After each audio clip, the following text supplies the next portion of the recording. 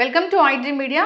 So జనరల్గా సంక్రాంతి వచ్చేసింది. అందరూ ఏంటంటే సంక్రాంతి అనగానే ఆ హాలిడే మోడ్లో ఉంటారు, ఆ ఫెస్టివ్ మోడ్లో ఉంటారు, ఆ వైబ్ ఉంటుంది.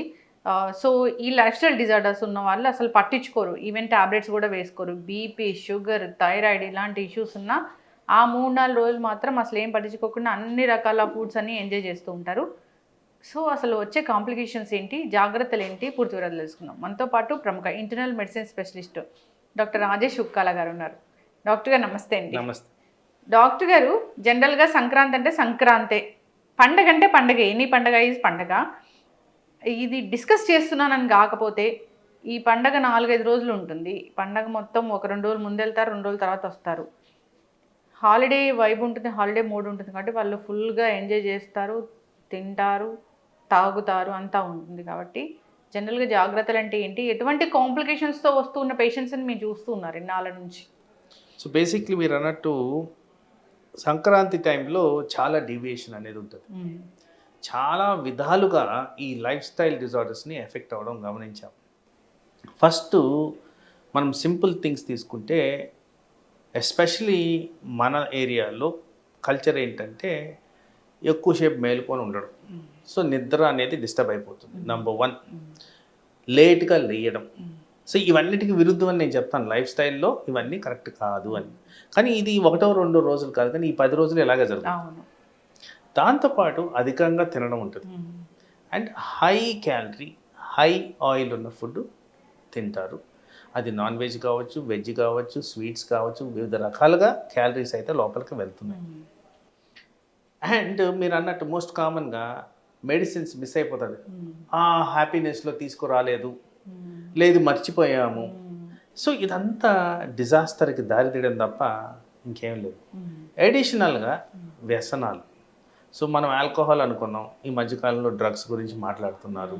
స్మోకింగ్, టెన్షన్, అక్కడ కోడి పందాలు పెట్టేసి డబ్బులు పెట్టేసి మానసికంగా ఒత్తిడికి గురవడం, దాని కారణంగా విపరీతమైన స్ట్రెస్, పర్టికులర్గా బ్రెయిన్ అండ్ హార్ట్ ఎఫెక్ట్ అవ్వడం, ఇవన్నీ కూడా గమనిస్తాం. సో ఇక్కడ ఏమవుతుందంటే వీటి కారణంగా okay, deviation of sugars, deviation of blood pressure వేరు, కానీ heart attack incidents, brain attack incidents పెరిగిపోతుంది. డెఫినెట్గా హయ్యర్ స్ట్రెస్లో ఉన్నప్పుడు ఇలాంటి పరిణామాలు దారి తీయడం కరెక్ట్గా చూస్తున్నాం. కాబట్టి ఆ ఎఫెక్ట్స్ ప్రజల్లో కనబడుతున్నాయి. ఒక బీపీ పేషెంట్ ఉన్నారు, బీపీ మందులు వాడుకోవాలా వద్దా? అంటే ఆల్కహాల్ తీసుకుంటారు, బీపీ మందులు వాడుకోవాలా వద్దా? సో ఐడియల్ సినారియో ఎప్పుడు కూడా ఆల్కహాల్ అనేది ఎప్పుడు కూడా సపోర్ట్ చేయం. ఈవెన్ ఒక డ్రాప్ ఆఫ్ ఆల్కహాల్ మంచిది కాదు బాడీకి. ఇది శాస్త్రపరంగా రుజువులు ఉన్నాయి. తర్వాత ఏ మెడిసిన్ ఎవరైతే పేషెంట్ ఉన్నారో వాళ్ళే చెక్ చేసుకోవచ్చు. ఈ మెడిసిన్ వాడినప్పుడు నేను ఆల్కహాల్ తాగొచ్చా అంటే లేదు, అది అక్కడ రాసి ఉంటుంది క్లియర్గా. అండ్ ఆల్కహాల్ ఇండిపెండెంట్గా బ్లడ్ ప్రెషర్ని పెంచుద్ది. మరి బ్లడ్ ప్రెషర్ తగ్గించడానికి విరుగుడు మందు వాడుతూ దాన్ని పెంచే విధంగా ఆల్కహాల్ తీసుకుంటే ఏమవుతుంది? ఆ మందు పనితత్వం తగ్గిపోద్ది. సో చాలా విధాలుగా ఇది కంపౌండ్ అయిపోయి మనకి అనర్థాలకి దారి తీయడం జరుగుద్ది. బీపీ పేషెంట్స్ ప్రత్యేకంగా జాగ్రత్తలు అంటే ఒక్కొక్క డిజార్డర్ గురించి మాట్లాడుకుందాము. బీపీ పేషెంట్స్ మందులు వేసుకునే విషయంలో జాగ్రత్తలు, ఆల్కహాల్ తీసుకునే విషయంలో జాగ్రత్తలు, ఫుడ్స్ విషయంలో జాగ్రత్తలు, నిద్ర విషయంలో జాగ్రత్తలు ఏముంటాయి డాక్టర్ గారి? ఖచ్చితంగా ఏం పాటించాలి అసలు? వాస్తవానికి మీరు అన్నట్టు ఇవన్నీ కూడా లైఫ్ స్టైల్ డిజార్డర్స్. సో ఇండివిజువల్గా ఎవ్రీ డిజీజ్ మనకైతే లైఫ్ స్టైల్ ఎప్పుడైతే మారిపోతుందో ఎవ్రీ డిజీజ్ అనేది ఎఫెక్ట్ అవుతుంది. ఇక్కడ వచ్చే తేడా ఏంటంటే బీపీ అనగానే సాల్ట్ ఎక్కువ తినకూడదు అట్లని చెప్పి షుగర్ పేషెంట్స్లో సాల్ట్ మంచిదని కాదు, దాంట్లో కూడా ప్రాబ్లమే. కాకపోతే డెఫినెటివ్గా ఎవిడెన్స్ ఉన్నది బీపీ అనేది సాల్ట్కి కనెక్షన్. సంక్రాంతి టైంలో సాల్ట్ కన్జంప్షన్ హెవీగా ఉంటుంది. అది అలాగే షుగర్ గురించి మాట్లాడితే ఇంక మనం మాట్లాడిన అవసరం లేదు, అంత స్వీట్స్ తయారవుతాయి, మనందరికీ తెలిసిన విషయమే. అలాగే ఒకటో కొద్దో తినేస్తారు, ఎంత కంట్రోల్లో ఉన్నా కానీ డెఫినెట్గా తింటారు. దెన్ ఈ రెండుటి కంపోజిషన్లో ఆల్కహాల్ ప్రిటీ బ్యాడ్. చాలా ఎక్కువగా ఈ మందులు పనిచేయకపోవడం తత్వం కానివ్వండి, లేదు ఈ డిజీజ్ని పెంచే తత్వం కానివ్వండి తరచుగా గమనిస్తాం. సో అదే ఎఫెక్ట్ అవ్వడం చూసాం. తర్వాత స్మోకింగ్, ఈ స్ట్రెస్ వల్ల చాలా మంది స్మోక్ చేస్తారు. సో మనందరికీ తెలిసింది ఏంటి, స్మోకింగ్ వల్ల వివిధ రకాల అవయాలు ఎఫెక్ట్ అవుతాయి. క్యాన్సర్ అనేది లాంగ్ టర్మ్, కానీ షార్ట్ టర్మ్లో హార్ట్ అటాక్ దారి తీయచ్చు, బ్రెయిన్ అటాక్ దారి. ఇక్కడ 2 components, blood pressure and sugar, 2 కూడా risk factors for heart attack, brain attack. అవి కూడా ఎఫెక్ట్ అవుతాయి. బాగా బీపీ పెరిగిందంటే స్ట్రోక్ వచ్చే అవకాశం ఉంటుంది. డెఫినెట్గా స్ట్రోక్ అనేది వస్తుంది. అది హార్ట్కా బ్రెయిన్కా అనేది ఇండివిజువల్ బట్టి డిసైడ్ అవుతుంది. అండ్ మోస్ట్ ఇంపార్టెంట్గా ఇవన్నీ culminating into high cholesterol levels, పర్టికులర్గా ట్రైగ్లిజరైడ్స్. ఇలాంటివి పెరిగినప్పుడు ఏ సిస్టమ్ అయినా ఎఫెక్ట్ అవుతుంది. ఎనీ సిస్టమ్, అది లివర్ కావచ్చు, కిడ్నీ కావచ్చు, బ్రెయిన్ కావచ్చు, హార్ట్ కావచ్చు. కొలెస్ట్రాల్ లెవెల్స్ బాగా పెరగంగానే బ్లడ్లో మందంగా ఉండే తత్వం పెరిగిపోద్ది, కాబట్టి ఈజీగా క్లాట్ అయ్యే తత్వం పెరుగుద్ది, బ్లాక్ చేస్తుంది. ఆ వెజల్ ఎక్కడ బ్లాక్ అయితే ఆ అవయం ఎఫెక్ట్ అవ్వడం, డ్యామేజ్ అవ్వడం జరుగుద్ది. ఈ చలి కూడా ఇంకా దానికి తోడు అవుతుంది డాక్టర్? డెఫినెట్గా అది యాడ్ అవుతుంది. చలికాలంలో హార్ట్ అటాక్స్ ఇన్సిడెన్స్ ఎక్కువ ఉంటుంది అంటారు చూసారు, అది డెఫినెట్గా యాడ్ అవుతుంది. సో ఇలా పలు విధాలుగా మనకి అనర్థాలు చేకూరే విధంగా మనము ఆ స్టైల్ని అడాప్ట్ చేసుకుంటున్నాం, కాబట్టి దాన్ని మార్చుకోవడం ముఖ్యం. ప్రజల్లో అందరూ మనం అసలు ఆలోచించాల్సిన విషయం ఏంటంటే, తప్పనిసరిగా మందులు వేసుకోండి, టైం పద్ధతులు మెయింటైన్ చేయండి.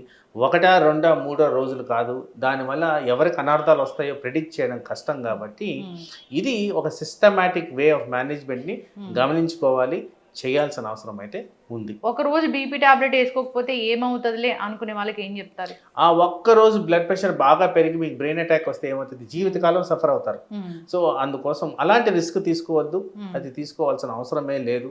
చిన్న టాబ్లెట్ వేసుకుంటే ఇంత పెద్ద రోగం రాకుండా మనం కాపాడుకోవచ్చు. ఇప్పుడు జనరల్గా కూడా షుగర్ టాబ్లెట్స్ అంటే తినకముందు వేసుకునే టాబ్లెట్సే కదా, అసలు టైమింగ్స్ పాటించరు. షుగర్ టాబ్లెట్స్ వేసుకునే విషయంలో జాగ్రత్తలు ఏం తీసుకోవాలి? ఒకవేళ తిని వేసుకున్న ఏం ప్రాబ్లం లేదా డాక్టర్ గారు?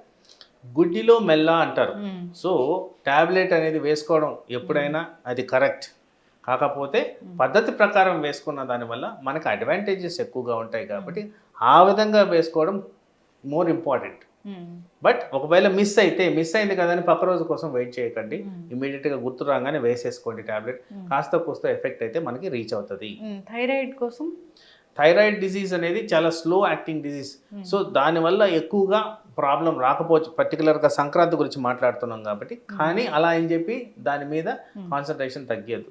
రెగ్యులర్గా వేసుకోండి, ఎంటీ స్టమక్ మీద వేసుకోండి. అది మామూలుగా ఐడియల్గా మార్నింగ్ 6 o'clock వేసుకోమని చెప్తాము, 1 గంట గ్యాప్ ఇవ్వండి. ఆ విధంగా వేసుకున్నందుకు మనకి ఇష్యూస్ ఏం పెద్దగా ఉండవు. కొంతమంది ఏమైనా ఒకవేళ సిమ్టమ్స్ కనిపించినా పట్టించుకోకుండా ఉంటారు. ఏ సిమ్టమ్స్ కనిపిస్తే వెంటనే డాక్టర్ దగ్గరికి వెళ్ళాల్సి ఉంటుంది? మోస్ట్ ఇంపార్టెంట్గా మనం మానిటర్ చేసుకోవాలి. ఈ టైంలో ఏంటంటే anxiety, excitement, lack of sleep ఇలాంటివన్నీ ఎక్కువగా ఉంటాయి, కాబట్టి చిన్నపాటు ప్రాబ్లం మన బాడీలో మనకు చెప్తూ ఉంటుంది అవేర్నెస్. సపోజ్ చిన్నగా గుండె దడగా వచ్చింది, ఛాతిలో నొప్పి వచ్చింది, తల తిరిగింది, వీటిలన్నిటి కూడా వెంటనే మనం ఇప్పుడు అందరి దగ్గర డివైజెస్ ఉన్నాయి, ఒక్కసారి చెక్ చేసుకొని చూడండి, ఇది నార్మల్ రేంజ్లో ఉన్నాయా లేవా. అది బీపీ కావచ్చు, హార్ట్ బీట్ కావచ్చు, షుగర్ కావచ్చు, ఏది ఏమైనా కానీ అలా నెగ్లెక్ట్ చేయడం అనేది తప్పు. చాలా మటుకు 160 కదా బ్లడ్ ప్రెషర్ ఏం కాదులేండి అనుకుంటారు. అది ఒకసారి 200 దాటిందంటే మనకు ప్రాబ్లమే వస్తుంది. ఆ దాటక ముందే మీరు ఇమీడియట్ చర్య తీసుకోవడానికి ఆ బ్రీతింగ్ స్పేస్ అనేది మన బాడీ చెప్తుంది. చెప్పినప్పుడు వెంటనే దానికి అటెన్షన్ పే చేయండి, వెళ్ళి హాస్పిటల్ అటెండ్ అవ్వండి, చెక్ చేయించుకోండి, నార్మల్ అని నిర్ధారించిన తర్వాత వచ్చి మళ్ళీ పార్టిసిపేట్ చేసుకోండి. బట్ నెగ్లెక్ట్ చేసిన దానివల్ల మాత్రం అనర్థాలకు గురవడం అనేది చాలా తరచుగా గమనిస్తున్నాం. అంటే జనరల్గా ఆల్కహాల్ మంచిది కాదు, అది కొంచెమైనా విషంతో సమానం ఇట్లా చెప్తూ ఉంటారు. డాక్టర్ అయితే అస్సలు వాడద్దని చెప్తారు. కానీ డాక్టర్ గారు మిమ్మల్ని అడుగుతారా పేషెంట్స్, అంటే రోజు నాకు అలవాటు ఉంది కొంచెమైనా తీసుకోవచ్చా, అట్లా అడుగుతూ ఉంటారా? అది రెగ్యులర్గా మమ్మల్ని అడిగే ప్రశ్నే. ఎప్పుడు కూడా వాటికి అగేన్స్ట్గానే మాట్లాడతాం. సో వీటికి కారణాలు చాలా ఉన్నాయండి. జనరల్గా నా దగ్గరకు వచ్చారు పేషెంట్ అంటే కొద్దిగా వయసు 40 సంవత్సరాలు దాటిందంటే ఆల్మోస్ట్ అందరూ యాక్సెప్ట్ చేయాల్సిందే, ఏదో ఒక ఫార్మ్ ఆఫ్ టాబ్లెట్ మీద ఉంటారు. ఇప్పటి వరకు శాస్త్రపరంగా ఏ ఒక్క టాబ్లెట్ ఆల్కహాల్తో పాటు పర్వాలేదు తీసుకోండి అనే సబ్జెక్టే లేదు. ప్రతి టాబ్లెట్కి ఆల్కహాల్తో ఇంటరాక్షన్ ఉంటుంది. సో ఇక్కడ కొంత సైన్స్ మనం అర్థం చేసుకోవాలి. ఆల్కహాల్ కిడ్నీలు, లివర్ మీద ఎఫెక్ట్ చూపిస్తాయి, పర్టికులర్గా లివర్ మీద. అదేవిధంగా మందులు కూడా ఏవైతే మనం వాడతామో డాక్టర్ల ద్వారా, ఇవి కూడా కిడ్నీలు, లివర్ మీద ఎఫెక్ట్ చూపిస్తాయి. ఇప్పుడున్న పొల్యూషన్ వల్ల ఆల్మోస్ట్ ఈ 2 అవయవాల మీద తీవ్రమైన ఒత్తిడి ఉంది అని చాలా మటుకు డిస్కషన్స్ జరుగుతూనే ఉన్నాయి. అలాగే ఇప్పుడున్న జబ్బుల వల్ల ఏవైతే high cholesterol, high diabetes, thyroid ఇవన్నీ కూడా లివర్ని ఎఫెక్ట్ చేస్తాయి. సో ఇన్ని రకాలుగా మనం వితౌట్ ఆల్కహాలే లివర్ మీద ఎఫెక్ట్ చూపిస్తున్నప్పుడు ఆల్కహాల్ సేఫ్ అని ఎలా చెప్పగలుగుతాం? మీరన్న ప్రశ్నలో ఎస్ రెగ్యులర్గా అలవాటు ఉంది, మరి నా దగ్గరకు వచ్చారంటే ఏదో సమస్యతో వచ్చారనే కదా. మరి సమస్య వచ్చినప్పుడు ఆ రెగ్యులర్ అలవాటు అనేది తగ్గించుకోవాలి. వీటిలో ఏది తగ్గించుకోగలుగుతాం? మీకు షుగర్ వ్యాధి ఉంది అని తెలిసిన తర్వాత దాన్ని ఏం మానుకోలేరు, అది షుగర్ వ్యాధి జీవితకాల సమస్య. కొలెస్ట్రాల్ కాస్త మనం మేనేజ్ చేసుకోవచ్చు, మందులు అవాయిడ్ చేయడానికి లేదు. సో అవాయిడ్ చేయగలిగింది ఆల్కహాల్, ఇది number 1. Any form of chemical బాడీలోకి వెళ్ళినప్పుడు ఇట్ ఈస్ కాల్డ్ మెడికల్గా టాక్సిన్, అంటే చెడు పదార్థం అనేది చెప్తాం. అది మేము ఇచ్చిన మెడిసిన్ అవ్వచ్చు, మనం బయట తీసుకునే ఆల్కహాల్ అవ్వచ్చు. సో ఇట్లాంటిది ఎంకరేజ్ అనేది అసలు ఒక సేఫ్ జోన్ అనేది చెప్పడానికి లేని పరిస్థితి. తక్కువ కాంప్లికేషన్లో తీసుకోవాలా? సో కాంప్లికేషన్స్ అయితే ఉన్నాయి కదా, మీరు తక్కువ అన్న కాంప్లికేషన్లే. ఆ కాంప్లికేషన్స్ ఒకరికి ఎక్కువ ఒకరికి తక్కువ. So no 2 people are similar. 2 bodies ఉన్నప్పుడు ఆ 2 బాడీస్ సిమిలర్గా రియాక్ట్ కావు. ప్రతి ఒక్కరికి అలర్జీ రాదు పారాసిటమాల్తో, కానీ కొంతమందికి వస్తుంది. డాక్టర్ గారు మీరు చెప్పింది 100% కరెక్ట్. మనం కోవిడ్ టైంలో ఆ న్యూస్ కూడా కవర్ చేసాం. ఎట్లా ఇప్పుడు వాళ్ళు తీసుకుంటున్నారు, ఒకటేసారి ఆపేశారు, అంటే దొరక్క అట్లా బాగా ఇబ్బంది పడి రోడ్ మీద పిచ్చి పిచ్చిగా బిహేవ్ చేసిన వాళ్ళు మనం చాలా మందిని చూసాం. అట్లాంటి బిహేవియర్ వస్తుంది కదా, దీన్నే విత్డ్రావల్ సిమ్టమ్స్ అంటాం. సో ఇక్కడ ఏం చేయాలంటే, నేను లాంగ్ టర్మ్ అలవాటు ఉన్న వాళ్ళని ఈరోజు మానేయండి అని చెప్పట్లేదు. సలహాలు, సూచనలు, ఎక్స్పర్ట్ ఒపీనియన్ తీసుకోండి. ఏ విధంగా మానాలో మాకన్నా వాళ్ళకే ఎక్కువ తెలుస్తుంది ఎలా చేయాలని. సో నిదానంగా తగ్గించుకుంటూ రండి. Over a period of 2-3 weeks మీరు తగ్గించుకోవచ్చు. దాన్ని బాడీని అడాప్ట్ చేయాలి, బ్రెయిన్ని టేమ్ చేయాలి. ఇలాంటివి చేయడం చాలా ఈజీ, కానీ చెయ్యరు. ఎందుకంటే ఆ అలవాటు, ఆ క్రేవింగ్ పెంచుతుంది, డిపెండెన్స్ అనేది పెరుగుతుంది. సో ఇలాంటివి మానుకోవడానికి డాక్టర్ ఇచ్చిన సలహాలు తీసుకోండి, వాళ్ళు ఇచ్చిన మెడిసిన్స్ తీసుకుంటూ ఇది మానేయండి. ఎస్, దానికి మీన్స్ అనేవి ఉన్నాయి. మీరు చెప్పిన కోవిడ్ సిచ్యువేషన్ వేరు, ఇప్పుడు రెడీలీ అవైలబుల్ సర్వీసెస్ ఎవ్రీథింగ్ ఏవైతే అవి మానుకునే విధంగా ఉన్నాయో అవన్నీ కూడా ఇప్పుడు మనకు అవైలబుల్. సో అది చేయడం ముఖ్యం. ఓవరాల్గా చేసుకుంటే even a single drop of alcohol మన బాడీకి హానికరమే. సో అలాంటప్పుడు దాన్ని ఎంత త్వరగా అవాయిడ్ చేస్తే అంత మంచిది. ఇప్పుడు ఏదో అంటే రీసెంట్గా నేను ఒక వీడియో కూడా చూశాను, ఇంత క్వాంటిటీ ఆఫ్ ml సేఫ్ కొద్దిగా తీసుకోవచ్చు అట్లాగా. అవునా డాక్టర్? సేఫ్ అనేది ఇట్స్ ఎ రిలేటివ్ సేఫ్నెస్. ఇప్పుడు మనకి గవర్నమెంట్ ద్వారా డ్రింక్ అండ్ డ్రైవ్లో ఇంతకన్నా తక్కువ ఉంటే ఎగ్జామ్టెడ్ అంటున్నారు చూసారు. అది బ్రెయిన్ టాక్సిటీ లేకుండా అటెంటివ్నెస్ ప్రాపర్గా ఉండేదానికి ఆ మార్క్ అనేది క్రియేట్ అయింది. బట్ బాడీలో డ్యామేజ్ జరుగుతుందా లేదా అంటే డెఫినెట్గా డ్యామేజ్ అయితే జరుగుద్ది. తర్వాత ఆ డ్యామేజ్ అనేది ఈ రోజు కనపడకపోవచ్చు, over a period of time డెఫినెట్గా అది షో అవుతుంది. వీళ్ళకున్న associated conditions, blood pressure, cholesterol, వీళ్ళకి సంబంధించి ఏమో మందులు వాడుతూనే ఉంటారు. నేను చెప్పిన 40 సంవత్సరాలు పైబడిన వాళ్ళు ఆల్మోస్ట్ మీరు 80% ఆఫ్ పాపులేషన్లో ఏదో ఒక విధమైన టాబ్లెట్ అనేది ఉంటుంది. మరి ఆ టాబ్లెట్ మూలాన కూడా దీనికి ఇంటరాక్షన్ ఉందా? ఆ టాబ్లెట్ పనిచేసే విధానంలో ప్రాబ్లం వస్తుందా? డాక్టర్ గారు ఆ టాబ్లెట్ ఇప్పుడు ఈవినింగ్ టాబ్లెట్ వేస్తారు అనుకోండి, ఇప్పుడు వాళ్ళు జనరల్గా ఈ ఆల్కహాల్ అనేది ఈవినింగ్ కదా తీసుకునేది, మార్నింగ్ టాబ్లెట్ వేసుకొని ఈవినింగ్ ఆల్కహాల్ తీసుకోవచ్చా? మీరు ఎటు చూసినా కానీ 12 hours గ్యాప్. ఓ 12 hours. మీరు రాత్రి ఆల్కహాల్ తీసుకుంటున్నారంటే వీళ్ళు 11-12 దాకా అయితే అది ఉండే మాటే. సో ఇప్పటి నుంచి నెక్స్ట్ డే 11-12 వరకు వీళ్ళు ఆ మందు అనేది వేసుకోకూడదు. మరి ఆ లోపల 8 గంటలకి వేయాలి కదా. అవును. సో ఆ మందు పనిచేసే తత్వం తగ్గిపోతుంది కదా. దాని కారణంగా మేము ఆ మందుని పెంచాలనో మార్చాలనో ఏదో జరుగుతుంది. దాని కారణంగా బాడీలో టాక్సిటీ లెవెల్స్ పెరుగుతున్నాయి కదా. సో డెఫినెట్గా ఇంట్రాక్షన్ అనేది ఎక్కువ ఉంది. ఆ ఇంట్రాక్షన్ కారణంగా రిస్క్ అనేది ఉంటుంది. రిలేటివ్లీ లో రిస్క్ అయినా కానీ దట్ ఈస్ ఎ రిస్క్. ఆ రిస్క్ను అవాయిడ్ చేయండి అని చెప్తున్నాను. మొత్తానికైతే ఇది తీసుకోవద్దు. రెడ్ వైన్ ఒకటి మంచిది అంటున్నారు కదా డాక్టర్ గారు, కొలెస్ట్రాల్ తగ్గిస్తుంది, చాలా యంగ్ లుక్ వస్తుంది అట్లా. సో ఇది పాతకాలం అన్నమాట. రెడ్ వైన్ అండ్ బ్రాండీ ఇవన్నీ హెల్త్కి మంచివి అనేది ఆ కాన్సెప్ట్ అప్పుడు ఉండేది. ఇప్పుడున్నవి ఇదంతా ప్రాసెస్డ్ కెమికల్స్.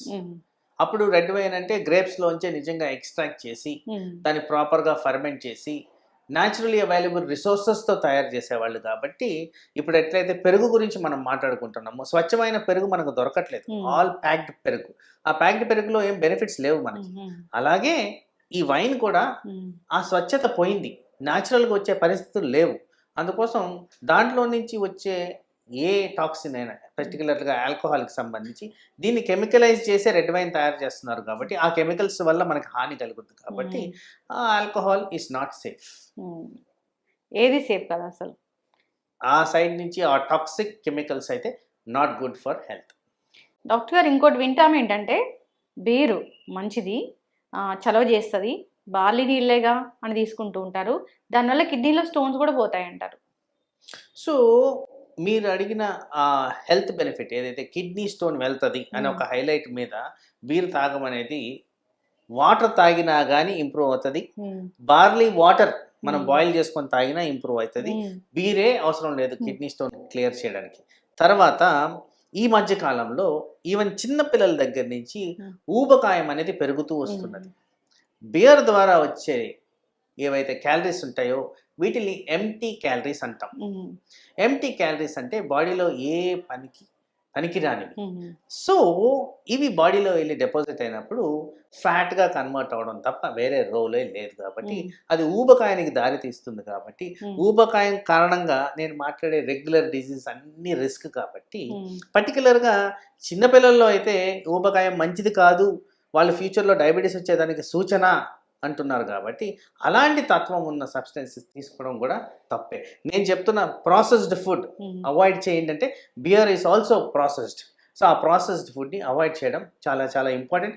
బియర్లో పనికి వచ్చే తత్వం ఏదీ లేదు. వాటర్ తాగినా కానీ ఆ కిడ్నీ స్టోన్స్ క్లియర్ అవుతాయి. మొన్న రీసెంట్గా న్యూ ఇయర్ వేడుకలప్పుడు ఈ ఆల్కహాలు, ఫుడ్ ఇదంతా పాయిజన్ అయ్యి చాలామంది చనిపోవడం జరిగింది డాక్టర్ గారు. మన హైదరాబాద్లో కూడా అలాంటి చాలా చూసాము. ఒక ఫుడ్ ఈ ఆల్కహాల్ వల్ల కంబైన్ చేసి తీసుకోవడం కూడా ఇబ్బంది కలిగిస్తుందా? సో బేసిక్లీ మీరు వాస్తవానికి చెక్ చేస్తే most of the food, most of the beverages ఇవన్నీ కూడా అడల్టరేటెడ్. మీరు ఈ మధ్యకాలంలో వినుంటారు బాటిల్డ్ ఫుడ్, ప్లాస్టిక్ కంటెంట్ ఎక్కువ ఉంది. That includes water. Same thing applies ఇక్కడ కూడా. మీరు ఆ ఆల్కహాల్ ఫిల్ చేసే బాటిల్స్ అన్ని కూడా ఆ కెమికల్ ఎక్స్పోజర్ గురవుతున్నాయి. దానిలోంచి చాలా అమౌంట్ ఆఫ్ ప్లాస్టిక్ రిలీజ్ అవుతుంది, అదర్ కెమికల్స్ రిలీజ్ అవుతున్నాయి. మరి ఫుడ్ లో కూడా ఇదే టైప్ ఆఫ్ అడల్టరేషన్ ఉంది. మరి ఇవన్నీ కాంబినేషన్ లో మనం అధికంగా తీసుకుంటే బాడీ ఎలా తట్టుకుంటుంది? సో ఈ న్యూ ఇయర్ కండిషన్స్ లో డెఫినెట్లీ చాలా మంది ఎక్కువగా ఆ ఎంజాయ్మెంట్లో తీసుకోవడం అనేది జరుగుద్ది. ఆ కారణంగా కాస్త వీక్గా ఉన్న బాడీస్ ఎఫెక్ట్ అవ్వడం, హాస్పిటలైజ్ అవ్వడం, సీరియస్ కావడం, ప్రాణాలు కోల్పోవడం అనేది సహజంగా మనం ఎక్స్ప్లెయిన్ చేయగలిగిన సమస్య. అప్పుడు ఆల్కహాల్ తీసుకున్నప్పుడు వాళ్ళ బ్రెయిన్ కూడా సరిగా పనిచేయదు, అంటే ఏం తింటున్నామని కూడా అవగాహన ఉండదు అని. ఒకరికైతే ఒక న్యూస్, చాలా వైరల్ అయిన న్యూస్ అది, చికెన్ తిన్నప్పుడు, ఆల్కహాల్ తీసుకుని చికెన్ తిన్నప్పుడు అది ఆ బోన్స్ అనేవి తెలియకుండా వెళ్ళిపోయాయి. ఇది కూడా ఎందుకంటే కాన్షియస్ లెవెల్స్ తక్కువ ఉన్నప్పుడు స్వాలోయింగ్ కెపాసిటీ కూడా సరిగ్గా ఉండదు. కాబట్టి అది మీరు అన్నట్టు చోకింగ్, ఆస్పిరేషన్, లేకపోతే బోన్ ఇరుక్కుపోవడము, ఇట్లాంటివన్నీ కూడా చాలా సీరియస్ కాంప్లికేషన్స్ దారితీసే విధంగా పరిమాణాలు ఉంటాయి. కాబట్టి ఇవి చాలా జాగ్రత్త వహించాల్సిన సిచ్యువేషన్స్. డాక్టర్ గారు, అంటే బ్రెయిన్ అసలు పనిచేయదా వాళ్ళకి? బ్రెయిన్ ఫంక్షనాలిటీ అంటే షార్ప్నెస్ కోల్పోతుంది. సో ఇక్కడ ఏంటంటే ద అమౌంట్ ఆఫ్ ఆల్కహాల్ ఆ బ్రెయిన్కి ఎంత అనేది variable from person to person. ప్రతి ఒక్కరు ఒకే విధంగా రియాక్ట్ అవ్వరు. ఒకరు అంటారు నేను ఫుల్ బాటిల్ తాగి స్టడీగా ఉంటాను, ఒకరు అంటారు నేను ఒక చిన్న కప్పు తాగి తట్టుకోలేను. సో అది ఇండివిజువలైజ్ టు ద పర్సన్. కానీ ఇవన్నీ కూడా ఒక డ్రాప్ తీసుకున్నా కానీ బాడీలో అయితే హాని అయితే జరుగుతుంది కదా. ఇంగ్లీష్లో ఒక సామెత ఉంది, drop by drop makes a ocean అని. సో ఈ రోజు ఇది ఏం కాకపోయినా కానీ over a period of time అయితే బాడీలో హాని కలిగించే విధంగానే పనిచేస్తుంది. కాబట్టి ఇవి తప్పనిసరిగా అవాయిడ్ చేయడం అనేది నా ఒపీనియన్లో మంచిది. డాక్టర్ గారు, జనరల్గానే కొందరు ఎప్పుడు చూసినా డ్రౌజీగా ఉంటారు. ఆ డ్రౌజీ అనేది ఎందుకు? ఆల్కహాల్ తీసుకోకపోయినా సహజంగా మనము జరిగే జీవక్రియల్లో కొన్ని ఐటమ్స్ పర్టికులర్గా దోశ తినిన తర్వాత నిద్ర అనేది ఎక్కువగా రావడం గ్రహిస్తాం, మత్తుగా ఉండడం కూడా. అలాగే హెవీ ఫుడ్, ఎక్కువగా క్యాలరీస్ ఉన్న ఫుడ్ తిన్నప్పుడు కూడా కాస్త మత్తుగా ఉంటుంది, ఆటోమేటిక్గా నిద్రపోవడం కూడా జరుగుతుంది. తప్పనిసరి పరిస్థితుల్లో అలా మేలుకొని ఏంటి ఇట్లా తాగినట్టున్నారు అనే పరిస్థితులు ఏర్పడుతూ ఉంటాయి. సో వీటికి సైంటిఫిక్ అనాలిసిస్ గురించి మాట్లాడితే ఆటో బ్రూవరీ సిండ్రోమ్ అనేది ఒక కండిషన్ ఉంది. ఇట్స్ ఎ రేర్ కండిషన్ మెడికల్గా ఉంటుంది అట్లాంటిది. ఉంది. సో దీంట్లో ఏంటంటే ఫర్ ఎగ్జాంపుల్ మనం ఇడ్లీ కానీ దోశ పెట్టుకున్నప్పుడు ఈస్ట్ అనేది దాంట్లో బ్రూ అవుతుంది. సో ఏదైనా కాస్త బ్రూ అయినప్పుడు దాంట్లోంచి ఆల్కహాల్ రిలీజింగ్ సబ్స్టెన్సెస్ అనేవి ఉంటాయి. It's natural thing anywhere. మీరు బన్ను బ్రెడ్ ఎక్కడైనా కానీ ఈ లోఫ్స్లో వాడిన కండిషన్స్లో ఈస్ట్ కానీ అవి ఇవన్నీ కూడా small amount of alcohol produce అనేవి ఎనీ ఫర్మెంటెడ్ ఫుడ్. అలాగే fermentation is a process of ఒక హెల్తీ గ్రోత్ ఆఫ్ ఆర్గానిజమ్స్. ఈ బ్యాక్టీరియా కావచ్చు, వైరస్ కావచ్చు, ఇలాంటి ఈ ఈస్ట్లు కావచ్చు. సో వాటి ద్వారా కాస్త ఆల్కహాల్ ప్రొడ్యూస్ అయినప్పుడే దీన్ని ఆటో బ్రివరీ సిండ్రోమ్ అంటున్నారు. సో నార్మల్ మనిషి తాగకపోయినా కానీ తాగిన లక్షణాలు చూపించడం వల్ల దానికి ఆ నేమ్ రావడం అనేది గ్రహిస్తున్నాం. ముఖ్యంగా మీరు అందరూ గమనించినప్పుడు ఈ దోశలు ఇడ్లీలతో అయితే డెఫినెట్గా కాస్త పులిసినవి ఏవైనా తిన్నప్పుడు ప్రాబ్లం రావడం. పులిసినది ఈస్ ఏ ఫర్మెంటేషన్ ప్రాసెస్. దాంట్లో కాస్త అమౌంట్ ఆఫ్ ఆల్కహాల్ రిలీజ్ అవ్వడం సహజం.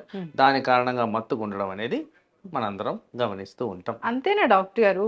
సో ఇంకా ఏదో జరుగుతుంది, వాళ్ళ బాడీలో ఏదైనా డెఫిషియన్సీ ఉండడం వల్ల అట్లా మత్తుగా ఉంటారు, డ్రౌజీగా ఉంటారు, అట్లా ఉండదా? నార్మల్గా మీరు గమనిస్తే పెరుగన్నం తినండి చల్లగా పడుకుంటారు చాలా మంది చెప్తారు. అవును, నిద్రపోయే ముందు పెరుగన్నం తింటే నిద్ర వస్తుంది. సో అక్కడ కూడా fermentation process. Any fermented product that releases some amount of alcoholic related substances నిద్ర అనేది కాస్త వచ్చేదానికి ఛాన్స్. ఇంకా ఎలాంటి కండిషన్స్ లో మనం చూస్తాం ఇట్లాగా ఉంటుందా? సో జనరల్ గా ఒకరికి అలవాటైన పరిస్థితులు బట్టే ఎక్కువగా ఉంటాయి. ఇక్కడ ఏంటంటే ఆల్కహాల్ తీసుకోకపోయినా కానీ మత్తుగా ఉండడం అనేది మనం ఇక్కడ టాపిక్. సో దీంట్లో అసలు ఆల్కహాల్ తాగని వాళ్ళకు కూడా మత్తు ఎందుకు వస్తుందంటే సైంటిఫిక్ అనాలిసిస్ గా మనం చెప్పగలిగే ఎక్స్ప్లెనేషన్ అదొకటే, ఫుడ్ ఒకటే. సో డాక్టర్ గారు, కొందరు జనరల్ గానే ఇదంతా పక్కన పెడితే కూర్చొని నిలబడిన వెంటనే వాళ్ళు ఇదేదో ఇలా వాళ్ళని ఎవరో తోస్తున్నట్లు అట్లా వాళ్ళు స్టేబుల్ గా ఉండలేరు, నిలబడలేకపోతుంటారు. అదేంటి? సో దీన్నే పాస్చరల్ హైపోటెన్షన్ అంటాం. పాస్చరల్ హైపోటెన్షన్ పర్టికులర్గా ఎట్లా ఉంటుందంటే మనం ఎక్కువగా ఒక పొజిషన్లో ఎక్కువగా ఉండి సడన్గా ఆ పొజిషన్ని మార్చినప్పుడు sitting to standing, sleeping to standing చేసినప్పుడు కాస్త తల తిరగడం కానీ బ్యాలెన్స్ అవుట్ అవడం కానీ జరుగుద్ది. ముఖ్యంగా పెద్దవాళ్ళలో ఇది ఎక్కువగా జరిగే ప్రక్రియ. అలాగే ఆహారం తీసుకున్నప్పుడు జనరల్గా బ్లడ్ సరఫరా మొత్తం కూడా స్టమక్ ఏరియాకి డైవర్ట్ అవుతుంది. అలాంటి టైంలో బ్రెయిన్కి సడన్గా సప్లై రాదు కాబట్టి ఆ టైంలో ఇలాంటి పాస్చరల్ చేంజెస్ తీసుకొచ్చినప్పుడు కళ్ళు తిరిగేదానికి ఆస్కారం అనేది ఉంటుంది. ఈ కళ్ళు తిరగడము అది ఎప్పుడు మనం డాక్టర్ దగ్గరికి వెళ్ళాల్సిన కండిషన్ అవుతుంది? పర్సిస్టింగ్ ప్రాబ్లం ఎప్పుడు కూడా రొటీన్గా చెప్తుంటాను, మీకు రెగ్యులర్గా ఈ సమస్య ఎక్కువగా అయిపోతుంది. జస్ట్ బ్యాలెన్స్ అవుట్ అవడమే కాకుండా మూర్ఛపోవడం, మీ డే టు డే యాక్టివిటీస్కి అడ్డు రావడం, ఇలాంటి స్మాల్ చేంజెస్ కూడా రెగ్యులర్గా జరుగుతూ మీరు చేయాల్సిన ప్రక్రియలు చేయలేకపోవడం, డైలీ యాక్టివిటీస్ చేయలేకపోవడం, ఇట్లాంటి పరిస్థితుల్లో డెఫినెట్గా మీరు ఎక్స్పర్ట్ని సంప్రదించి ఏ కారణంగా ఇది వస్తుంది అనేది ఇన్వెస్టిగేట్ చేయాల్సిన అవసరం అయితే తప్పనిసరిగా ఉంటుంది. జనరల్గా కూడా ఏదైనా లక్షణం కనిపించిన వెంటనే జనరల్ మెడిసిన్ దగ్గరికి వెళ్ళాలా, ఆ స్పెషలిస్ట్ దగ్గరికి వెళ్ళాలా? ఆల్వేస్ మీరు వెళ్ళాల్సింది బ్రాడ్ స్పెషాలిటీ ఉన్న సైడే. ఎందుకంటే అక్కడ మీకు డీలైనేషన్ అవుతుంది, ఇది కరెక్టేనా నేను వెళ్ళే స్టెప్, ఇది హార్ట్కి సంబంధించిన, గుండెకు సంబంధించిందా, దేనికి సంబంధించింది అనేది ఒక లే మ్యాన్ కన్నా ఒక ఎక్స్పర్ట్ ఒపీనియన్ తీసుకొని వెళ్ళడమే కరెక్ట్ అనేది నా అభిప్రాయం. మన ఫ్యామిలీ ఫిజిషియన్ని సంప్రదించినా కానీ మన కండిషన్ ఏంటి అనేది తెలుసు కాబట్టి వాళ్ళు రిఫర్ చేయడం కూడా జరుగుతుంది. సో ఇలాంటి వాటిని అసలు పట్టించుకోలేదు, ఏం జరిగితే అది జరుగుతుందిలే అని ఉన్నారనుకోండి డాక్టర్ గారు, ఫైనల్గా అది క్రానిక్ అయ్యి ఏమవుతుంది? సో డిపెండ్స్ ఆన్ కదా. ఇప్పుడు it can be heart related condition, it can be brain related condition, vascular supply అంటే రక్తనాళాల్లో ప్రాబ్లం వచ్చి కూడా ఇలా కళ్ళు తిరిగేదానికి ఆస్కారం ఉంది, సింపుల్ లో బ్లడ్ ప్రెషర్ వచ్చేదానికి ఆస్కారం ఉంది, కొన్ని పోషకాహారాల విలువలు లోపించినప్పుడు వచ్చే ఈ తల తిరగడం కూడా ఛాన్స్ ఉంది. సో ఈ ప్రెజెంటేషన్ చాలా వేరియబుల్ కండిషన్స్లో వచ్చేదానికి ఆస్కారం ఉంది కాబట్టి దాన్ని ప్రాపర్గా ఇన్వెస్టిగేట్ చేయడం అనేది ముఖ్యమైన థింగ్. ఇంట్లో ఉన్నారు, ఆల్ ఆఫ్ సడన్ గా కళ్ళు తిరిగినాయి, సో హోమ్ రెమెడీ ఇది పాటిస్తే ఓకే అప్పటి వరకు నార్మలే అంటే ఏముంటుంది? సో ఇప్పుడున్న మోడర్నైజేషన్లో మన అందరి దగ్గర మినిమల్ గ్యాడ్జెట్స్ అనేవి ఉండాలి. ఒకటి బ్లడ్ ప్రెషర్, ఒకటి ఇంకోటి పల్స్ చెక్ చేసేది. ఈ మినిమల్ గ్యాడ్జెట్స్ అనేవి మనం పెట్టుకోవాలి. అలాగే షుగర్కి సంబంధించిన గ్లూకోమీటర్, ఇవి అందరూ వాడుతున్నాం. ఎక్కడైతే మనం స్మార్ట్ ఫోన్ గ్యాజెటరీ వాడుతున్నాము, ఇది వాడడంలో పెద్ద ప్రాబ్లం ఉండదు. సో అలా ఈ మూడిటి ఉన్నప్పుడు కళ్ళు తిరగంగానే షుగర్ చెక్ చేసుకోవడం, బ్లడ్ ప్రెషర్ చెక్ చేసుకోవడం, హార్ట్ రేట్ చెక్ చేసుకోవడం, ఈ మూడు చెక్ చేసుకొని ఇవన్నీ నార్మల్గా ఉండి కూడా కళ్ళు తిరుగుతున్నాయంటే కాస్త రెస్ట్ తీసుకుంటే సరిపోద్ది. వీటిలో ఫర్ ఎగ్జాంపుల్ షుగర్ తక్కువైంది అనుకుందాం, ఏ కారణమో వేరు, ఆ షుగర్ నీళ్లు కాస్త తాగితే మనకు కంట్రోల్ అయిపోద్ది. బ్లడ్ ప్రెషర్ తక్కువైంది అనుకుందాం, మజ్జిగ ఆర్ ఇంట్లో చేసిన ఓఆర్ఎస్ సొల్యూషన్స్, ఉప్పు వేసిన బార్లీ వాటర్ ఇలాంటివి ఏమన్నా అలాంటివి తీసుకున్నా కానీ బ్లడ్ ప్రెషర్ అనేది కరెక్ట్ అయిపోతుంది. ఇది మినహాయించి మనకి ఏదన్నా అన్ని నార్మల్ నుండి కూడా ప్రాబ్లం ఉందంటే హాస్పిటల్కి వెళ్ళాల్సిన పరిస్థితి అయితే ఉంటుంది. డాక్టర్ గారు, ఎప్పుడైనా ఈ జలుబుకి సంబంధించిన మందులు కానీ ఏదైనా మనం ప్రతిదానికి డాక్టర్ దగ్గరికే రాలేము కదా, మెడికల్ షాప్ దగ్గర నుంచి ఓవర్ ద కౌంటర్ మెడిసిన్ తెచ్చుకున్నప్పుడు డ్రౌజీగా ఉండడము, అసలు 2 రోజుల పాటు అసలు లేవలేకుండా ఉండడము, ఏం చేత కాకుండా ఉండడం, ఇలాంటివి కొన్ని చెప్తూ ఉంటారు. సో అట్లాంటప్పుడు ఏం జాగ్రత్తలు తీసుకోవాలి అసలు? ఫస్ట్ మీరు తీసుకోవాల్సిన జాగ్రత్త ఏంటంటే OTC over the counter medicine తీసుకునేటప్పుడు మీరు జాగ్రత్త వహించండి. మీకు నిజంగా అవసరమైన డోస్ దొరుకుతుందా, మీకు నిజంగా ఆ కండిషన్కి మీ కరెక్ట్ మెడిసిన్ వాడుతున్నారా, తగు మోతాదుల్లో వాడుతున్నారా, మీకున్న కండిషన్కి ఇది మంచిదేనా ఈ టైప్ ఆఫ్ మెడిసిన్, ఇవన్నీ ఎవరు చేయగలుగుతారు? డాక్టర్, ఒక ఎక్స్పర్ట్ చేయగలుగుతారు. మరి మనం స్వతహాగా ఇట్లాంటి డెసిషన్స్ తీసుకున్నప్పుడే ఇట్లాంటి అనర్థాలు జరిగేదానికి ఆస్కారం ఉంది. అది నా ప్రాక్టీస్లో కూడా గమనిస్తున్నాను. సో తరచుగా జరిగే mistake over dosing, unnecessary dosing, wrong medicine, ఇవే జరిగిన దానివల్ల ఇలాంటి అనర్థాలకు గురవుతారు. కాబట్టి ఇలా సమస్యలు ఉన్న మాత్రం కంపల్సరీ డాక్టర్ని కలిసి మందులు తీసుకోవడంలో బెటర్ ఉంటుందని నా అభిప్రాయం. ఎట్లా ఉంటుందండి డాక్టర్ గారు? డ్రై కాఫ్ ఒక మందు, జలుబు ఒక మందు, జ్వరము ఒక మందు, ఈ 3 కలిపి కూడా వేసుకుంటూ ఉంటారు అసలు. కరెక్ట్. సో ఇలాంటి మిశ్రమం మిక్స్ ఉన్న వాటినే ఈ మధ్యకాలంలో బ్యాన్ చేశారని కూడా మనకు వచ్చింది. సో ఈ రిస్ట్రిక్టెడ్ ఐటమ్స్ని అనవసరంగా వాడకపోవడం అనేది ఇంపార్టెంట్. తర్వాత ఒకవేళ డ్రై కాఫే ఉందనుకుందాము, హోమ్ రెమెడీస్ చాలా ఉన్నాయి. పాలు, పసుపు, మిరియాలు వాడి చాలా మంది తయారు చేస్తుంటారు. ఫస్ట్ అలాంటివి ట్రై చేయండి. డైరెక్ట్ మెడిసిన్ తీసుకోవడం, కషాయం మంచిదే బాడీకి, అలాంటివి ట్రై చేయండి. సో ఇలాంటివి ట్రై చేసిన దానివల్ల salted water gargling, warm water intake, చాలా రకరకాలుగా మనం ఇది అవాయిడ్ చేసుకోవచ్చు వితౌట్ మెడిసిన్. అది తగ్గట్లేదంటే అప్పుడు డాక్టర్ని సంప్రదిస్తే సరిపోతుంది కదా, మనం ఎందుకు మెడిసిన్ వాడాలి, దానివల్ల అనర్థాలు ఎందుకు తెచ్చుకోవాలి. ఇలాంటి కాంబినేషన్ మనం ఏదైతే జలుబు, దగ్గు అన్నిటికీ కాంబినేషన్ ఉన్న మెడిసిన్స్ వాడుతున్నామో వాటి వల్ల బాడీ మీద ఇంపాక్ట్ ఉంటుంది. పర్టికులర్గా బ్లడ్ ప్రెషర్ పెరిగేదానికి ఆస్కారం ఉంది. ఎవరికైతే బార్డర్ లైన్ బ్లడ్ ప్రెషర్ ఉందో అది హై అయిపోయి అనర్థాలకి దారితీసే విధంగా ఉంది. కాబట్టి జాగ్రత్తలు వహించడం అనేది చాలా ఇంపార్టెంట్. ఫైనల్గా డాక్టర్ గారు, మనం ముందుగా చెప్పుకున్న టాపిక్కే, సో ఇట్లా డ్రౌజీగా అనిపిస్తుంది, ఏదైనా తిన్న వెంటనే మత్తుగా అనిపిస్తుంది, అట్లాంటప్పుడు అంటే అది అలా అవ్వకుండా ఉండాలంటే ఏముంటుంది?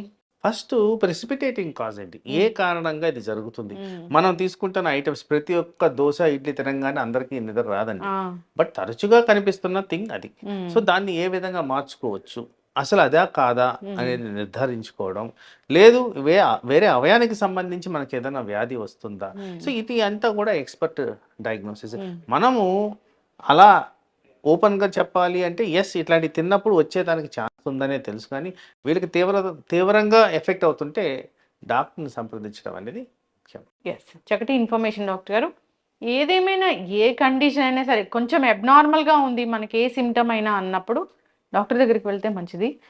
అది ఏంటి అనేది వాళ్ళే తెలుసుకుంటారు, సరైన ట్రీట్మెంట్ అనేది లభిస్తుంది. చాలా చక్కటి ఇన్ఫర్మేషన్ డాక్టర్ గారు, ఫాలో అవ్వాలని కోరుకుందాం. ధన్యవాదాలు. నమస్తే.